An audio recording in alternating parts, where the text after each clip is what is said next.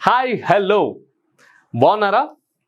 మీరు effective time management అనే video చూశారు, దాని నుంచి నేర్చుకున్నారని నేను నమ్ముతున్నాను. అయితే ఇప్పుడు గ్రోత్ ఆర్ సక్సెస్ని ఎట్లా మనం ఇంకా పొందుకోవాలో అనే దాని విషయం మనం మాట్లాడుకుందాం. And the title of this series is called 10x growth series. అవును, నా పేరు Rajiv YSR. I did my bachelor's and master's from IIT Madras in the year 2010. అయితే I worked with companies like TVS Motors, Bosch, Mahindra & Mahindra, Gati, and right now I am your 10x growth expert and also a motivational speaker. అయితే మీలో చాలామంది అనుకునవచ్చు 10x growth అంటే ఏంటి అని. Growth అంటేనే మామూలుగా ఒక 10%, 20%, 30% గ్రోతే గొప్ప గ్రోత్ అనుకున్న టైంలో 10x గ్రోత్ అంటే అది 1000% గ్రోత్. అది ఎలా అనేది సాధారణంగా అందరికీ వచ్చే ఆలోచనే. అయితే నేను ఒక చిన్న విషయం చెప్తా. 10x గ్రోత్ అనే దానికి ముఖ్య సారాంశం, ముఖ్య ఉద్దేశ్యం ఏమిటంటే achieving a very biased and very strong inorganic growth. అయితే ఇది సాధ్యమా అనే మీ క్వశ్చన్ ఉండొచ్చు. ఇది సాధ్యమే. అయితే 10x గ్రోత్ అచీవ్ చేయడం ఏ విధంగా సాధ్యం, అండ్ 10x గ్రోత్ అచీవ్ చేయడం వల్ల కలిగే అద్భుతాలు, ఫలితాలు ఏంటో చెప్తాను. ఒక్క నిమిషం వినండి. ఇమాజిన్ దిస్, ఇక్కడ ఉన్న ప్రతి ఒక్కరు కూడా వారి వారి లైఫ్లో ఈ 10x గ్రోత్ని అచీవ్ చేయగలిగితే ఈ లోకంలో ఉన్న దారిద్ర్యమే కానీ, ఈ లోకంలో ఉన్న కష్టాలే కానీ, ఈ లోకంలో ఉన్న కన్నీరే కానీ అన్నీ తొలగిపోతాయి. పేదరికం అనేదే ఉండదు కదా. మీరు ఎదుగుతూ మీ చుట్టూ వాళ్ళని ఎదిగించినప్పుడు మరి ఇంకా పేదరికం అనేది ఎందుకు ఉంటుంది? అయితే మనందరము కూడా దేవుడిచ్చినటువంటి ఈ లైఫ్లో మన బెస్ట్ పొటెన్షియల్ ఎప్పుడైతే మనం అచీవ్ చేయగలుగుతామో అప్పుడు మనం 10x గ్రోత్ని అచీవ్ చేయగలుగుతున్నాము అని డెఫినెట్లీ చెప్పగలం. అయితే మీ క్వశ్చన్ ఉండొచ్చు, 10x గ్రోత్ అంటే ఏమిటి అని. మీకు కొన్ని ఉదాహరణలు చెప్తా. ఒక మనిషి సాధారణంగా ఒక 12 నుంచి 15 కిలోమీటర్స్ పర్ అవర్ స్పీడ్లో పరిగెడుతూ ఉంటాడు.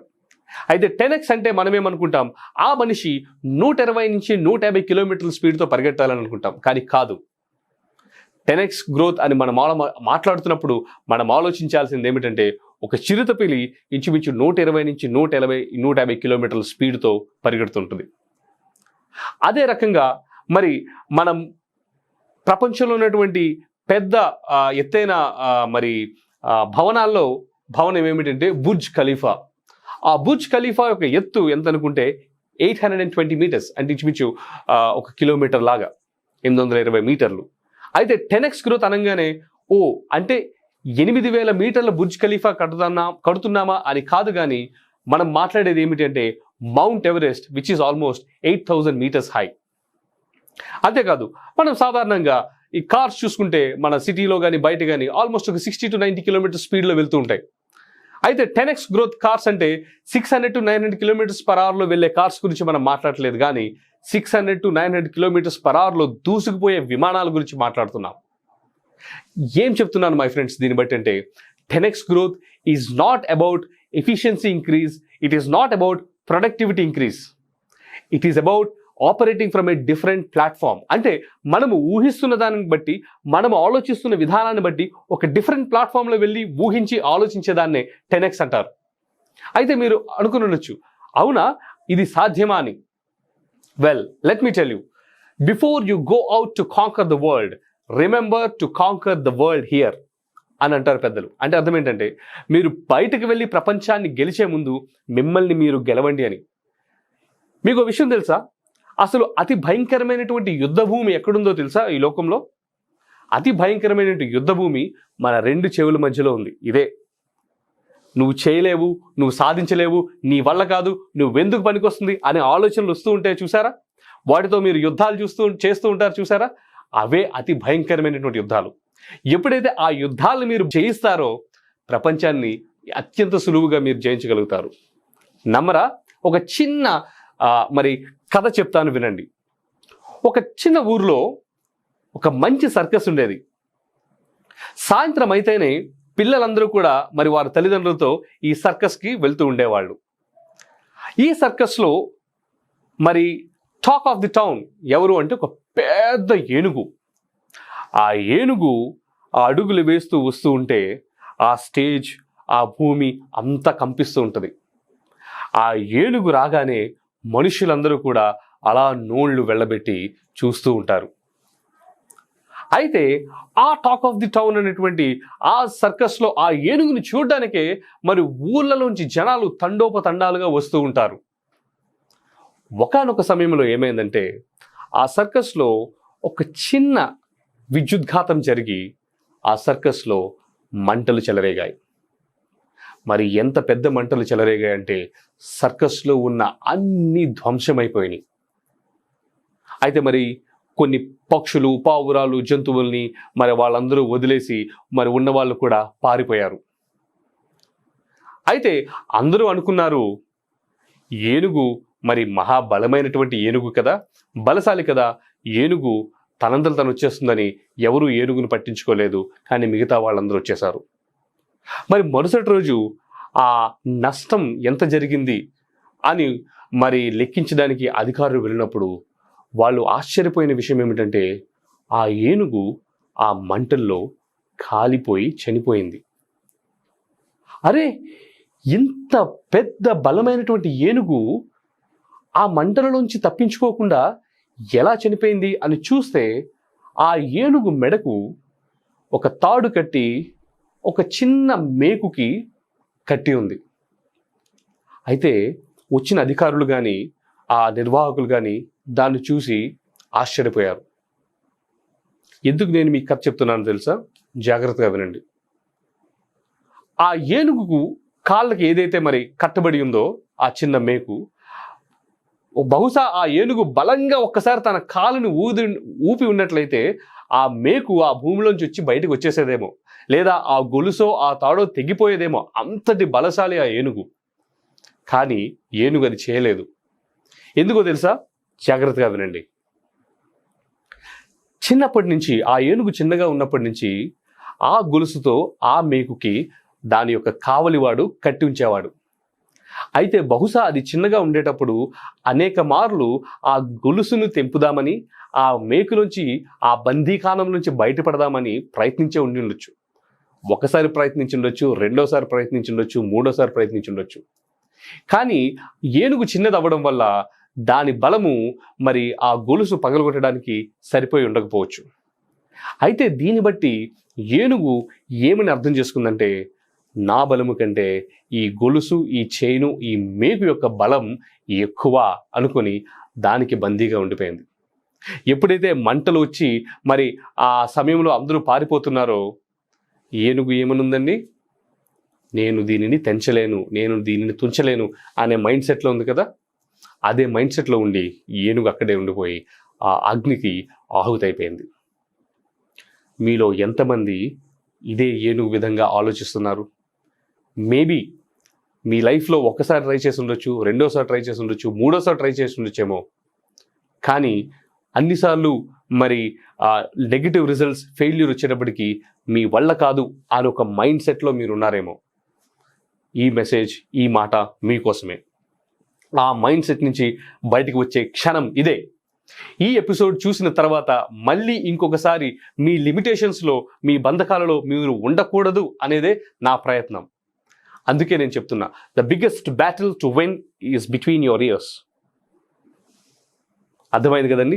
సో ఒకవేళ మీకు ఇంకా ఆలోచన ఉంటే 10x గ్రోత్ సాధ్యమా అని అనుకుంటే ఏనుగు కథను గుర్తు చేసుకోండి. మీ యొక్క పాత ఎక్స్పీరియన్స్ మీద మీరు ఆధారపడొద్దు. 10x గ్రోత్ సాధ్యమే అంటూ ముందుకు పదండి. ఏ విధంగా మనం సాధించగలము అనేది మనం తెలుసుకుందాం. ఓకే, ఇప్పుడు let's answer that question. 10x results తెచ్చుకోవడం, పొందుకోవడం ఎలా? అయితే నేను మరి ఇంజనీరింగ్ నాది కంప్లీట్ అయ్యాక నా ఫస్ట్ జాబ్లో జాయిన్ అయినప్పుడు I was designing bikes in TVS motor company. అప్పుడు నాకు మరి నేర్పబడినటువంటి వన్ ఆఫ్ ద స్కిల్ ఏమిటంటే రివర్స్ ఇంజనీరింగ్. రివర్స్ ఇంజనీరింగ్ అంటే ఏంటంటే, ఒక ఉన్నటువంటి ప్రోడక్ట్ దాని పర్ఫార్మెన్స్ ఎందుకు ఇంత బెటర్గా ఉంది అనే దాన్ని మరి లేయర్ బై లేయర్ లోపలికి సూక్ష్మంగా వెళ్ళి దాని రీజన్స్ కనుక్కొని దాని రీజన్స్ని మన డిజైన్స్లో ఇంప్లిమెంట్ చేయడాన్ని రివర్స్ ఇంజనీరింగ్ అంటారు. ఇప్పుడు అదే రివర్స్ ఇంజనీరింగ్ అనే ప్రక్రియను, టెక్నిక్ని మనము ఈ 10x గ్రోత్, 10x రిజల్ట్స్ ఎట్లా రావాలో అనే దాని మీద మనం అప్లై చేద్దాం. ఓకే, 10x రిజల్ట్స్ నాకు కావాలి అంటే దానికి సంబంధించినటువంటి యాక్షన్స్ కూడా 10x ఓరియంటెడ్ యాక్షన్స్ అయి ఉండాలి. 10x ఓరియంటెడ్ యాక్షన్స్ ఎప్పుడు వస్తాయో తెలుసా? ఎప్పుడైతే మన ఆలోచనలు 10x ఓరియంటెడ్గా ఉంటాయో అప్పుడే వస్తాయి. ఎప్పుడు మన ఆలోచనలు 10x ఓరియంటెడ్గా ఉంటాయి? ఎప్పుడైతే మన యొక్క మైండ్ సెట్ కానీ లేదా మన యొక్క ఆలోచన విధానం కానీ 10x పద్ధతిలో ఉంటుందో. అర్థమవుతుంది కదండి? 10x రిజల్ట్స్ కావాలంటే 10x యాక్షన్స్ ఉండాలి. 10x యాక్షన్స్ 10x థాట్స్ ద్వారా వస్తుంది. 10x థాట్స్ దేని ద్వారా వస్తున్నాయి అంటే మన ఆలోచన విధానము, మన మైండ్ సెట్, మన బిలీఫ్ సిస్టమ్ మీద ఉంటాయి. అయితే మరి మన బిలీఫ్ సిస్టమ్ దేని మీద డిపెండ్ అయి ఉంటుంది? ఇందాక మనం విన్న కథలాగానే మన బిలీఫ్ సిస్టమ్, మన ఆలోచన విధానం దేని ద్వారా ప్రభావితం అవుతుందో తెలుసా? మన యొక్క అనుభవాల ద్వారా. అయితే 10x రిజల్ట్స్ ఏమైతే ఉన్నాయో ఆ రిజల్ట్సే ఎక్స్పీరియన్సెస్గా మారి, అనుభవాలుగా మారి మరి మన ఆలోచన విధానం మీద ప్రభావం చూపుతాయి. మీరు ఈ మాట వినే ఉంటారు కదా, అరే వీడు ఏది పట్టుకుంటే అది సర్వనాశనం రా, అరే వీడు ఏది పట్టుకుంటే అది బంగారంగా మారుతుంది అని. విన్నారా లేదా? దానికి సైంటిఫిక్ రీజన్ ఏంటో తెలుసా? ఇదే. ఎప్పుడైతే ఎవరైనా వ్యక్తి ఒక పనిని చేస్తున్నప్పుడు దాని రిజల్ట్స్ ఎప్పుడు నెగిటివ్గా వస్తాయో ఆ వ్యక్తి ఆలోచన ప్రభావం కూడా అరే నా వల్ల కాదు, చేత కాదు, ఇది నేను చేయలేను అన్నట్టుగానే ఆ వ్యక్తి యొక్క ఆలోచన, ఆ యొక్క వ్యక్తి బిలీఫ్ సిస్టమ్ మీద, మైండ్ సెట్ మీద ప్రభావం చూపిస్తాయి. ఎప్పుడైతే ఆ వ్యక్తి యొక్క మైండ్ సెట్, బిలీఫ్ సిస్టమ్ నా వల్ల కాదు అనే నెగిటివ్ బిలీఫ్ సిస్టమ్తో ఉంటాడో ఆయనకు వచ్చే ఆలోచనలు కూడా ఆ విధంగానే ఉంటాయి. ఆ ఆలోచనల ద్వారా వచ్చే యాక్షన్స్ కూడా అంతే బలహీనంగా ఉంటాయి. ఆ యాక్షన్స్ ద్వారా వచ్చినటువంటి రిజల్ట్స్ కూడా మళ్ళీ ఫెయిల్యూర్గానే ఉంటాయి. ఎప్పుడైతే ఆ రిజల్ట్స్ ఫెయిల్యూర్గా మారి, అనుభవంగా మారి మళ్ళీ ఆయనకు బిలీఫ్ సిస్టమ్ మీద ఆ ప్రభావం చూపుతాయో అందుకే ఆ వ్యక్తి ఏది చేసినా ఫెయిల్యూర్గానే మిగులుతూ ఉంటాడు. దీనికి మరి వ్యత్యాసంగా చూడండి, ఒక వ్యక్తి ఏదైనా మొదలుపెట్టినప్పుడు అది సక్సెస్ఫుల్గా కంప్లీట్ చేసినట్లయితే ఆ కాన్ఫిడెన్స్తో ఆ కాన్ఫిడెన్స్ ఆయన యొక్క ఆలోచన ప్రభావం మీద, ఆయన యొక్క ఆలోచన విధానం మీద ప్రభావం చూపుతుంది. ఆ కాన్ఫిడెన్స్తోనే ఆయన యొక్క ఆలోచనలు మరింత కాన్ఫిడెంట్గా ఉంటాయి, ఆయన చేతలు మరింత కాన్ఫిడెంట్గా ఉంటాయి, తర్వాత రిజల్ట్స్ కూడా మరింత కాన్ఫిడెంట్గా, బెటర్గా వస్తాయి. సో 10x గ్రోత్ అంటే ఏమిటి అంటే 10x గ్రోత్ అంతా మన ఆలోచన విధానము, మన మైండ్ సెట్ మీదనే ఆధారపడుతూ ఉంటుంది.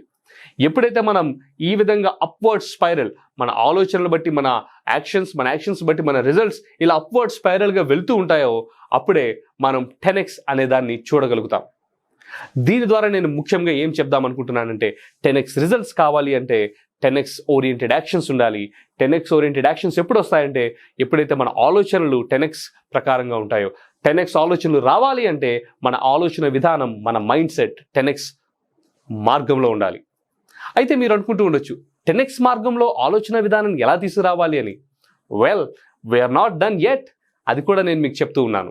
అయితే మనకు సంబంధించినటువంటి ఒక శాస్త్రవేత్త ఉన్నారు, ఆమె పేరు క్యారల్ డ్వెక్. క్యారల్ డ్వెక్ అనే ఒక మరి మనోవైజ్ఞానిక శాస్త్రవేత్త ఉన్నారు. ఆమె స్టాన్ఫోర్డ్ యూనివర్సిటీలో PhD చేస్తూ ఏ విధంగా ఈ సక్సెస్ఫుల్ పీపుల్ సక్సెస్ఫుల్గా అవుతారో అనే దాని మీద ఆమె అధ్యయనం చేయడం మొదలుపెట్టి అప్పుడు 2 రకాల మైండ్ సెట్స్ అనే ఒక కాన్సెప్ట్ని ఆమె ఇంట్రడ్యూస్ చేశారు. Concept number 1 growth mind set or 10x growth mind set.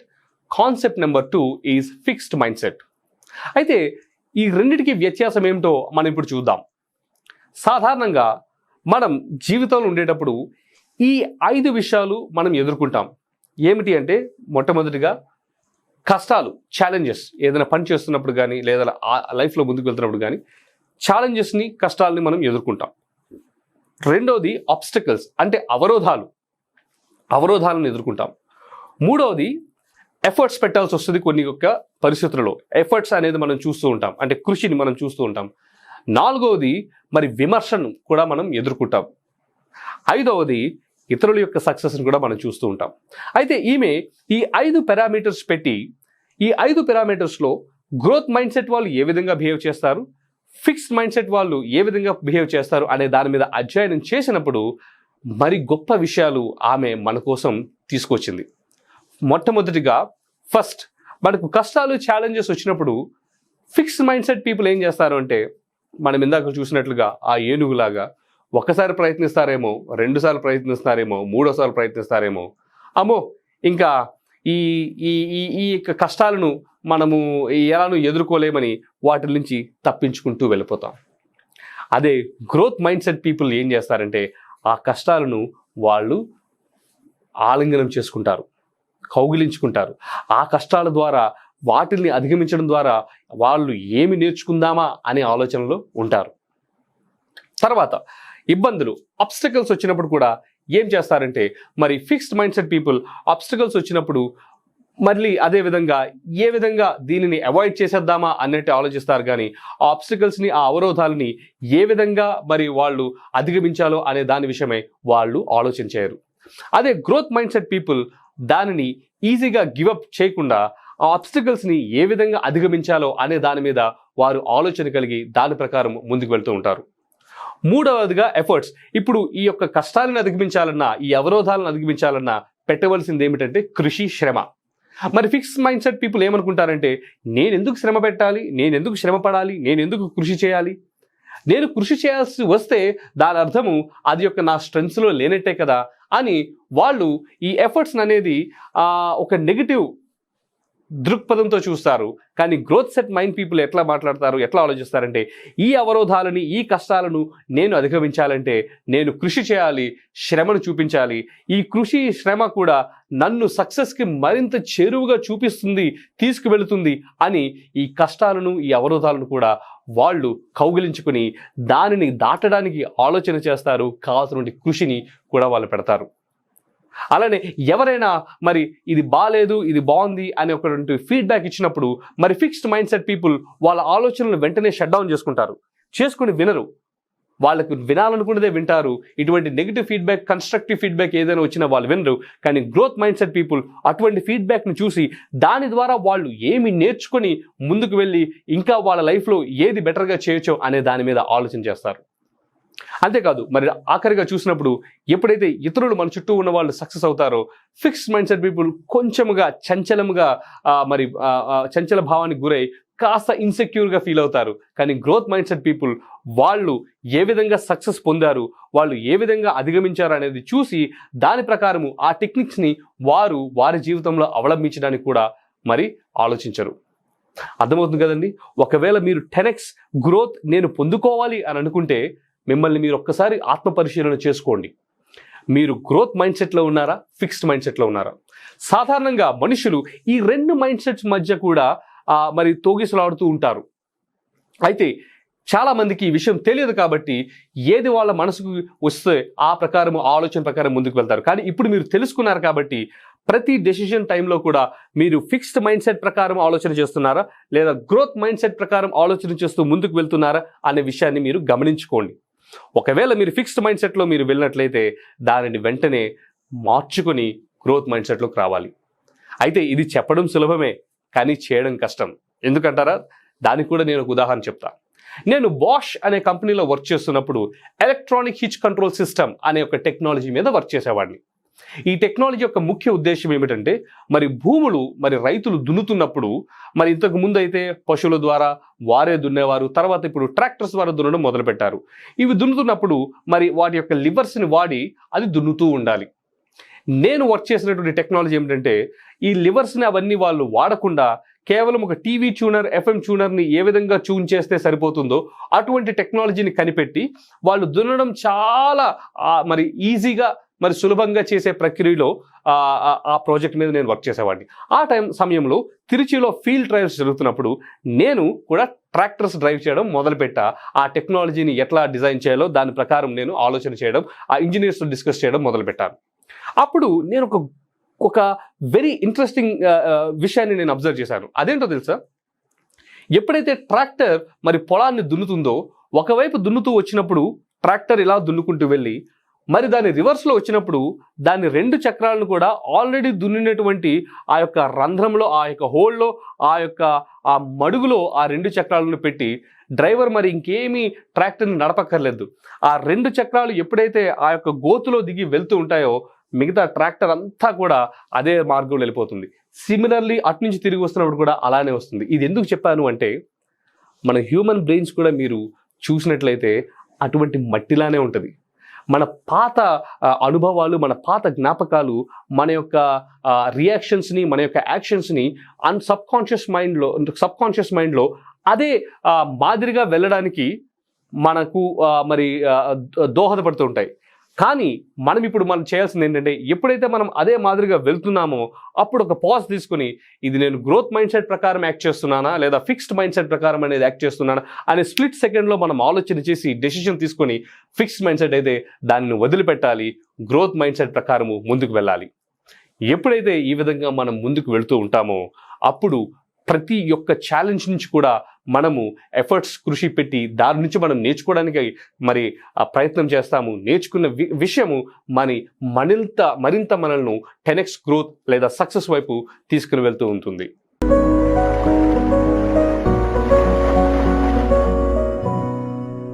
Okay, అయితే ఈ 10x గ్రోత్ సక్సెస్లో మిమ్మల్ని మరింత క్లోజ్గా తీసుకెళ్ళడానికి ఇంకొక కాన్సెప్ట్ నేను మీకు ఇప్పుడు ఇంట్రడ్యూస్ చేయబోతున్నాను.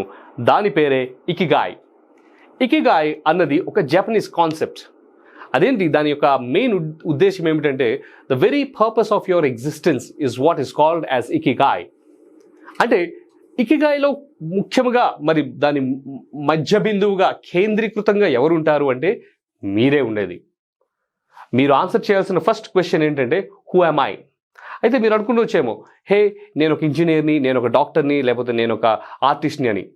అది మీరు చేసే వృత్తి. హూ యామ్ ఐ అన్నది మరింత లోతుగా వెళ్ళి ఆలోచించాల్సినటువంటి ప్రశ్న. ఒకవేళ హూ యామ్ ఐ, మీరు ఎవరు అనే దానికి మీరు ఆలోచన చేయలేకపోతున్నారంటే దానికి ఇంకొంచెం సహాయపడే క్వశ్చన్ ఏమిటంటే, ఏమి చేస్తే మీరు హ్యాపీగా ఉండగలుగుతారు? బహుశా మీకు పాటలు రాయడం ఇష్టమేమో, కానీ మీరు కంప్యూటర్ ముందు కూర్చొని కోడ్ రాస్తున్నారేమో. లేదా మీకు క్రికెట్ ఆడడం ఇష్టమేమో, కానీ మీరు వేరే దగ్గరికి ఎక్కడో వెళ్ళి వేరే ఏదో పని చేస్తున్నారేమో. మీకు పిల్లలకి పాఠాలు చెప్పడం ఇష్టమేమో, కానీ మీరు బోర్డు రూమ్లో కూర్చొని అనాలిసిస్లు చేస్తున్నారేమో. అంటే ఒకటి మంచిది ఒకటి చెడ్డది అని చెప్పే నా ఉద్దేశం కాదు, కానీ మీకు ఏది చేస్తే ఆనందం, సంతోషం ఇస్తుంది.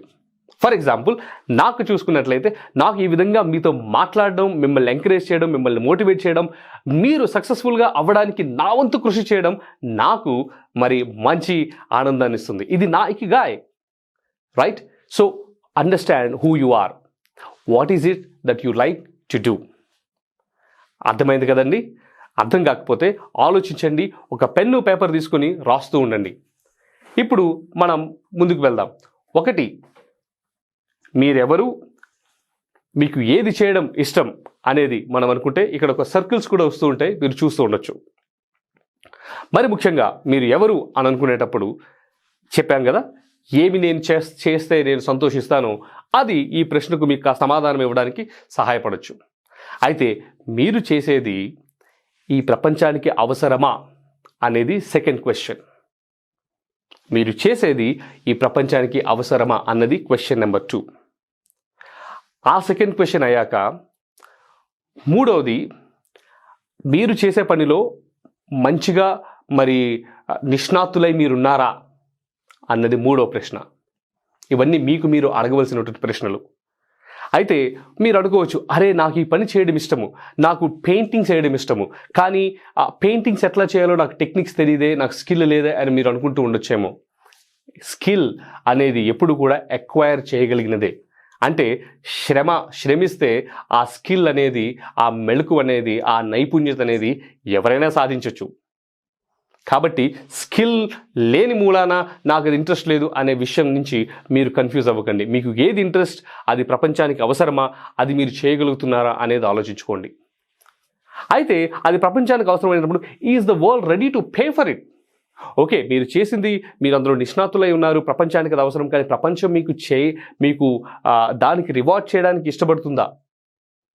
ఈ ప్రశ్నలకి ఎప్పుడైతే మీరు మీ కేంద్ర బిందువుగా ఉండి మీరు సమాధానాలు ఇస్తారో అప్పుడు మీరు మీకుగా ఏంటో కనుక్కుంటారు. ఉదాహరణకు మనం చూసినట్లయితే, what I love to do the most అన్నది మీ ప్యాషన్ అయి ఉంటుంది. Okay, and what if are you really good at what you do అన్నది మీ స్కిల్ అనేది అయి ఉంటుంది. Is the world does the world need it, ఆ ప్రపంచానికి మీరు చేస్తున్నది అవసరమా అన్నది ఆపర్చునిటీ అయి ఉంటుంది. Is the world ready to reward it అనేది మీకు రివార్డ్ అయి ఉంటుంది. అయితే ఎప్పుడైతే మీరు చేయాలనుకున్నది తర్వాత మీ స్కిల్ కలుస్తాయో అది ప్యాషన్ అవుతుంది. ఎప్పుడైతే మీరు చేస్తున్నది ప్రపంచానికి కావాల్సింది రెండు కాంగ్రెంట్గా అవుతాయో అది మీ మిషన్ అవుతుంది. ఎప్పుడైతే దాని ద్వారా మీరు మరి రివార్డ్ని పొందగలుగుతున్నారో లేదా మీ శాలరీ కానీ మీ బిజినెస్ కానీ మీరు అభివృద్ధి చేసుకోగలుగుతున్నారో అది మీ వొకేషన్/ప్రొఫెషన్ అవుతుంది. ఇక్కడ ఉన్నటువంటి ఈ సర్కిల్స్ మీరు గమనించినట్లయితే ఈ సెంటర్లో మీరు ఉంటారు. మీ చుట్టూ ఈ ఉన్నటువంటి ఈ ప్రశ్నలకు మీరు ఎప్పుడైతే ఆన్సర్ చేసుకుంటారో మీకు అర్థమవుతుంది మీరు ఇకిగాయ్ అనే ప్లాట్ఫామ్ నుంచి ఆపరేట్ చేస్తున్నారా లేదా అని. ఉదాహరణకు మీకు కొన్ని ఎగ్జాంపుల్స్ ఇప్పుడు చెప్తాను. మీరందరికీ MS ధోని తెలిసే ఉంటుందిగా. MS ధోని ఎవరు? మనందరం ఇప్పుడు చెప్పొచ్చు సక్సెస్ఫుల్ క్రికెటర్ అని. కానీ MS ధోని మొదటి నుంచి సక్సెస్ఫుల్ క్రికెటర్ కాదుగా. MS ధోని ఏం చేశాడు? క్రికెట్ ఆడేవాడు, కానీ తర్వాత ఏం చేశాడంటే మరి ఇండియన్ రైల్వేస్లో టికెట్ కలెక్టర్గా జాయిన్ అయ్యాడు. అయితే ఇండియన్ రైల్వేస్లో టికెట్ కలెక్టర్గా జాయిన్ అయ్యాడే కానీ MS ధోనికి ఎప్పుడు కూడా ఆ యొక్క ప్రశ్న తలుస్తూ ఉండేది, నేను ఇక్కడ ఏం చేస్తున్నాను, నేను ఎవరిని అనే ప్రశ్నకు ఆయనకు వచ్చే ఆన్సర్ నువ్వు ఒక క్రికెటర్వి అనే ఆన్సరే వచ్చింది, కానీ నువ్వు ఒక టికెట్ కలెక్టర్వి అనే ఆన్సర్ ఎప్పుడూ రాలేదు. ఎప్పుడైతే ఆయనకు ఆ ప్రశ్న మరి అంత స్పష్టమైందో, నేను క్రికెటర్ని అని ఎప్పుడైతే స్పష్టమైందో ఉన్నదంతా వదిలిపెట్టాడు. తన యొక్క స్కిల్ మీద ఫోకస్ చేశాడు. ప్రపంచానికి ఒక మంచి క్రికెటర్ కావాలి అనే విషయాన్ని గ్రహించాడు. ఆ ప్రపంచం దాన్ని రివార్డ్ చేస్తుంది అనే విషయాన్ని కూడా గ్రహించాడు. 10x గ్రోత్ని అచీవ్ చేశాడు. And he is one of those first captains to take the Indian team to victory in all formats of cricket. That's the example of MS Dhoni. తర్వాత మీరు గమనించినట్లయితే ఆ మూవీలో చూసినట్లయితే మరి MS ధోని ఆ హెలికాప్టర్ షాట్ కూడా మరి చక్కగా నేర్చుకుంటాడు. Skill is always can be acquired. Skill లేదు అంటే మీరు భయపడొద్దు, బాధపడొద్దు, దాన్ని మీరు కృషి ద్వారా సంపాదించుకోగలుగుతారు. Second example, the greatest human being who ever lived on earth, mother Teresa గారు. మదర్ తెరీసా గారు మరి ఆమె మొదట్లో ఒక టీచింగ్ ప్రొఫెషన్లో ఉండేది ఆమె. కానీ ఎప్పుడు కూడా ఆమెకు ఆ ప్రశ్న వేసుకునేటప్పుడు నీ పిలుపు మరి బోధక సేవక అంటే సేవకే అనే ఆన్సరే ఆమెకు వచ్చేది. మరి ముఖ్యంగా బెంగాల్ ఫెమైన్ తర్వాత మరి ముఖ్యంగా 1943లో వచ్చినటువంటి బెంగాల్ ఫెమైన్ తర్వాత ఆ ఆకలి, చావులు, మరణాలు చూసి మరింత చలించిపోయింది. వెంటనే 1950లో 2 తెల్ల చీరలు మరి నీలపు అంగీలతో 2 చీరలతోనే ఆమె మిషనరీస్ ఆఫ్ చారిటీ అనే ఒక ఆర్గనైజేషన్ని మొదలుపెట్టింది. అయితే ఆమె మొదలు పెడుతున్నప్పుడు ఆమెకు అర్థమైన విషయం ఏమిటంటే ఆమె స్లమ్స్లో పనిచేయాలి అని, కుష్టి రోగుల మధ్య పనిచేయాలని, పేదవారు బీదవారి మధ్య పనిచేయాలని, మరి వాళ్లకు మరి ప్రాథమికమైనటువంటి చికిత్స అవసరమని ఆమెకు తెలుసు. అయితే ఆమె ఏం చేసింది? ఆమె బీహార్కి వెళ్ళి బీహార్లో బేసిక్ మెడిసిన్ మీద తర్ఫీదును పొందింది. మీకు అర్థమవుతుందా? అండ్ ఇప్పుడు మిషనరీస్ ఆఫ్ చారిటీ ఏ స్కేల్లో సేవ చేస్తుందో మీకు తెలుసు. ఆమెది ఒక మాట నాకు ఎప్పుడు ఇన్స్పిరేషన్గా ఉంటుంది. This is what she says, my work may be a small drop in the ocean, but that ocean will be lessened because of that missing drop. దాని అర్థం ఏమిటంటే నేను చేసే పని మరి ఒక మహాసముద్రంలో ఒక చిన్న నీటి బిందువు వంటిది. కానీ ఆ మహాసముద్రంలో ఆ నీటి బిందువు లేనట్లయితే ఆ సముద్రంలో ఆ నీటి బిందువు యొక్క కొరత ఎప్పటికీ ఉంటుంది అని. చూసారా ఎంత వినయము, తర్వాత ఎంతటి మరి గర్వము కూడా, అంటే పాజిటివ్గా ఆమె పనిని ఆమె నీటి బిందువుతో పోలుస్తూ ఆమె వినయాన్ని చూపిస్తూ, మళ్ళీ అదే నీటి బిందువు లేకపోతే ఆ సముద్రంలో ఆ నీటి బిందువు కొరత ఉంటుంది అని తన పనిని బట్ట ఆమెకున్నటువంటి గర్వాన్ని కూడా ఆమె చెప్తున్నారు. What exactly I'm trying to say is, ఎప్పుడైతే మనల్ని మనం మన ఇకిగాయ్ 10x గ్రోత్ ఫ్రేమ్లో పెట్టుకుంటామో miracles in history will be created. మీకు ఇంకొక ఉదాహరణ చెప్తాను. శ్రీ ధీరుభాయ్ లేట్ అంబానీ గారు. మీ అందరికీ తెలిసే ఉంటుంది ఆయన రిలయన్స్ ఇండస్ట్రీ స్థాపించాడు, ఏ విధంగా వర్ధిల్లాడు అని. కానీ రిలయన్స్ ఇండస్ట్రీకి స్థాపించక మునుపు ఉన్న స్టోరీ మీకు తెలియదేమో, అది నేను ఇప్పుడు చెప్తా. 1932 to 1962 ఆయన ఆల్మోస్ట్ 30 సంవత్సరాలు ఒక ఎంప్లాయీగా పనిచేశాడు. ఆయన ఎస్పెషల్లీ యెమెన్లో ఆయన మరి యాన్ బిజినెస్లో పనిచేసేవాడు. అందరూ మరి ఉద్యోగం ముగించుకొని రూమ్స్కి వచ్చి మరి నిద్రపోతుంటే ధీరుభాయ్ అంబానీ మాత్రం అలా చేసేవాడు కాదు. ఆయన వచ్చి ఇంగ్లీష్ నేర్చుకునేవాడు, డిక్షనరీ చదివేవాడు, అయితే బిజినెస్ మ్యాగజైన్స్ తెప్పించుకుని వాటిని చదువుతూ ఉండేవాడు. ఎందుకంటే ఆయనకు తెలుసు, one day he will become one of the biggest business man in the world. వ్యాపారం చేయడం అనేది ఆయనకి గాయ్. అయితే ఆ విధంగా చేసి అతను తర్ఫీదు కలిగించుకొని ఎప్పుడైతే ఆయనకున్నటువంటి ఆ స్కిల్ గ్యాప్ని తెలుసుకొని ముందుకు వెళ్ళాడో, ఇండియాకి రాగానే మెల్లగా ఒక చిన్న యాన్ మిల్లును పెట్టాడు. ఆ మెల్లగా యాన్ మిల్లు పెట్టి దాని ద్వారా ప్రాఫిట్స్ రాగానే చిన్నగా ఒక టెక్స్టైల్ మిల్లుని పెట్టాడు. యాన్ డిస్ట్రిబ్యూషన్తో పాటు టెక్స్టైల్ మిల్లు కూడా పెట్టాడు. అయితే ఈ టెక్స్టైల్ మిల్లు పెట్టి యాజ్ ఈజ్ గ్రోయింగ్, ఆయన వర్ధిల్లుతుండగా చుట్టుపక్కల ఉన్న మిల్ ఓనర్స్కి అది మింగుడు పడలేదు. ఏం చేశారు, ఒకసారి ఆ మిల్కి మంట పెట్టి మొత్తం తగలబెట్టేశారు. అయితే ఈ కష్టాలు వచ్చినప్పుడు మనం చూసినట్లుగా growth mind set, fixed mind సెట్గా చూసినప్పుడు, ఈ కష్టాలు వచ్చినప్పుడు ధీరుభాయ్ అంబానీ మరి కృంగిపోలేదు, కృషించిపోలేదు. ఏం చేశాడో తెలుసా, నాకు ఒక మిల్లు ఉంది కాబట్టి వీళ్ళు నాతో మరి సమానముగా గ్రహిస్తున్నారు, ఈ ఒక మిల్లుని నేను 10 మిల్లులు చేస్తాను, వీళ్ళకి నాకు మధ్య వ్యత్యాసాన్ని నేను పెంచుకుంటాను, అప్పుడు వీళ్ళు ఏం చేస్తారో అని చూసి కష్టపడి ఆ ఒక మిల్లుని 10 మిల్లులు చేసి అక్కడి నుంచే మనకు తెలుసు ది ఓన్లీ విమల్ అనే బ్రాండ్ ఏ విధంగా వచ్చిందో. ఇంకా అక్కడి నుంచి ధీరుభాయ్ అంబానీ లైఫ్ చూసుకున్నట్లయితే పెట్రోల్, టెలిఫోన్, తర్వాత ఎఫ్ఎంసీజీ, ఇలా ప్రతి ఒక్క ఇండస్ట్రీలో కూడా రిలయన్స్ ఇప్పుడు ఉంది.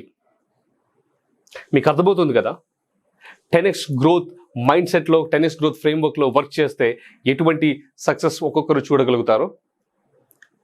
ఇవన్నీ కాదండి, ఒక్క నిమిషం వీళ్ళ చుట్టూ చూడడం మానేసి మీ లోపల చూడండి. Look inside, understand what your ikigai is and follow that ikigai. Definitely I'm sure you will be able to achieve 10x growth.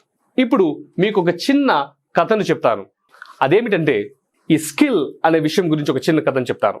అయితే ఒకానొక గ్రామంలో రమేష్, సురేష్ అని 2 మిత్రులు ఉండేవారు. ఈ రమేష్, సురేష్ ఇద్దరు కూడా మరి దగ్గరలో ఉన్న ఆ అడవికి వెళ్ళి కట్టెలు కట్టుకుని వాటిని కొట్టి ఆ సాయంత్రం పూట ఆ యొక్క గ్రామంలో ఆ కట్టెలు అమ్మి దాని ద్వారా వారు జీవితాన్ని సాగిస్తూ ఉండేవారు. రమేష్, సురేష్ ప్రతిరోజు పొద్దున్నే పెందలకడనే మరి తెల్లవారుతూనే వెళ్ళేవారు, మళ్ళీ సాయంత్రం సమయంలో వచ్చేవారు. అయితే రమేష్ వెళ్ళిన మొదటి 5 గంటలు సురేష్కి కనిపించేవాడు కాదు. కానీ మధ్యాహ్నం వచ్చి సురేష్తో పాటు కట్టలు కొట్టేవాడు.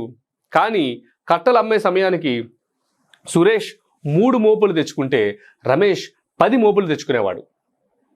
అయితే సురేష్కి అర్థమయ్యేది కాదు, అదేంటి నువ్వు వచ్చి పనిచేసేది మధ్యాహ్నం నుంచే, కానీ నాకంటే ఎక్కువ కట్టెలు ఏ విధంగా కడుతున్నావు అని మరి సురేష్ని అడిగాడు.